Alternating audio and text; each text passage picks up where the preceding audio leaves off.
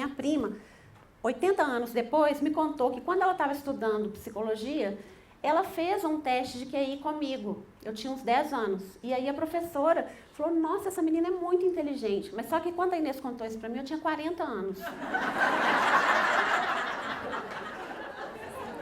Eu falei, poxa, Inês, você teria, né, economizado muitos anos de terapia.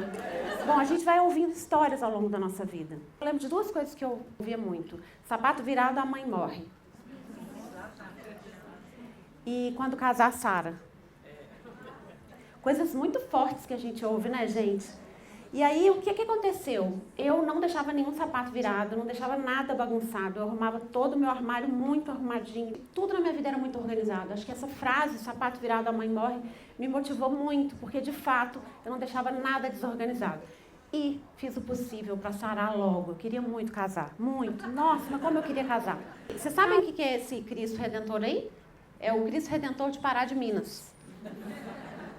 Fiz 11 anos e no dia seguinte do meu aniversário de 11 anos, passou um cliente do papai lá em casa e me pegou emprestado para levar para Pará de Minas. Era um paciente do papai que não tinha filhos. E aí o papai me emprestou, falou, lá em casa tem 5, te empresto 1. E eu fui. Eu fui para Pará de Minas com ele e a mulher, sem filhos. Não tinha a menor ideia de quem eram aquelas pessoas. Diferente. Mas não era uma atitude de moda, não era uma expressão de moda, era uma expressão de sair do fundo do poço. Porque eu tinha ido para o fundo do poço, esse lugar para onde a gente sempre vai, mas ninguém posta nas redes sociais. No fundo do poço a gente vai de uma hora para outra. Não precisa nem comprar o pacote da CVC, quando você vê, você já está lá. Mas você vai para o fundo do poço de uma hora para outra e como que você volta dele? Dia a dia. E eu aprendi que a gente pode ser triste e alegre ao mesmo tempo. Eu aprendi que a gente pode... Não só a gente pode, como a gente é. Faz parte da vida. É uma grande ilusão a gente pensar que a vida é toda triste ou toda alegre. A vida é feita de nuances o tempo todo. Mandei o link para os amigos. Fico imaginando que eles tenham conversado, né? Se tivesse um grupo de WhatsApp. Gente, vocês têm o telefone de um psiquiatra? Porque num blog a viúva chorava e no outro eu me alegrava e posava de modelo. E esse ímpeto que eu tive tem muito a ver com essa liberdade que eu conquistei desde cedo. Me sentir adjetivada das maneiras que eu não queria, eu acho que eu tive que encontrar um caminho meu. E o vestir, ele tem essa força de nos diferenciar, de manifestar, de expressar. A roupa é uma voz. E as pessoas fazem essas sinopses pra gente. As pessoas nos dão essas sinopses. O problema não é o que as pessoas dizem pra nós. O problema é a gente ouvir o que as pessoas dizem pra nós. Então, o contrário desse microfone é a gente ouvir demais o outro e não ouvir a nós mesmos. Eu fui fazer uma palestra em Varginha e eram 40 pessoas, mais ou menos. Era uma palestra muito fechada. Quando eu comecei a dar palestra, as pessoas estavam tão inertes, mas tão inertes, que eu, durante a palestra, falando tudo que eu precisava falar, eu pensei assim, vai demorar. Porque ninguém ria, ninguém falava nada, ninguém esboçava nenhum tipo de reação. Ao longo da palestra eu pensei, eu vou ser anestesista, porque eu estou anestesiando essas pessoas. Depois disso eu pensei assim, gente, eu acho que eu estou no Museu Madame Tussauds, porque essas pessoas são de cera. Ninguém falou nada. Eu saí de lá, liguei para um palestrante amigo meu, falei assim, fulano, deixa eu te falar uma coisa, já passou por isso? Ele falou, Cris, quanto mais interior, menos as pessoas se sentem no direito de rir, elas ficam com vergonha. Chegou à noite, a mulher que tinha me contratado falou, Cris, as pessoas amaram a palestra. É muito perigoso a gente acreditar nessas narrativas. Porque as pessoas vão contar histórias sobre nós. Mas a história de Adriânia pertence a um livro que um dia eu vou escrever que chama As Respostas que Eu Não Dei. Uma época eu estava escrevendo um livro com a Leila Ferreira e a gente lançou esse livro em todos os lugares do Brasil. Fomos a 7 Lagoas. E aí teve uma conversa deliciosa, eu e a Leila quando junta, é muito gostoso. Mas quando a gente começou, tinha algum problema com o microfone, que eu lembro que a Leila falou assim, gente, o microfone da Cris não está muito bom.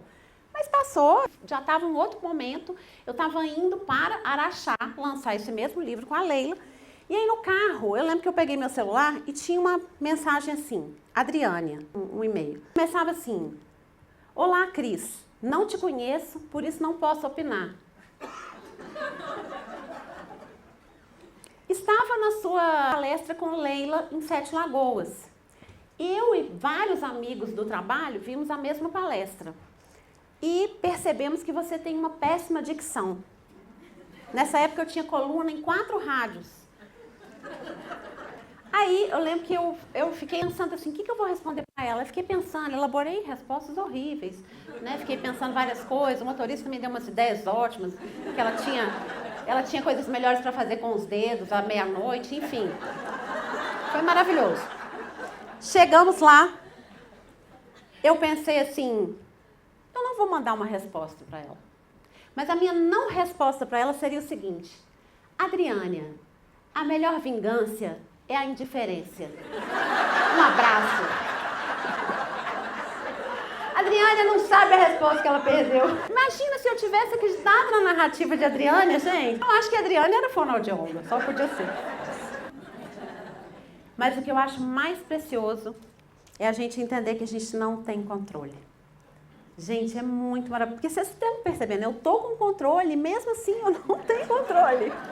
Não é inglês? A gente não está no controle. E isso é muito libertador. É muito libertador. E eu acho que eu aprendi isso quando o Gui morreu. A gente tem entendido que a vida precisava de um pouco de entrega. Porque eu tinha todos os ingredientes para ser a mãe mais superprotetora. Eu soltei o Francisco, não foi, filho? Ai, apertei de novo, Gleice. É porque é o seguinte, esse controle, ele quer que você aperte para baixo, mas eu acho que a vida é para frente, não é para baixo. O mais importante que a gente encontrar a própria voz é a gente ouvir a nossa voz. Independente de os outros ouvirem, é a gente ouvir. As pessoas só passaram a me ouvir ou a me ler quando eu me ouvi. Esse é o verdadeiro renascimento.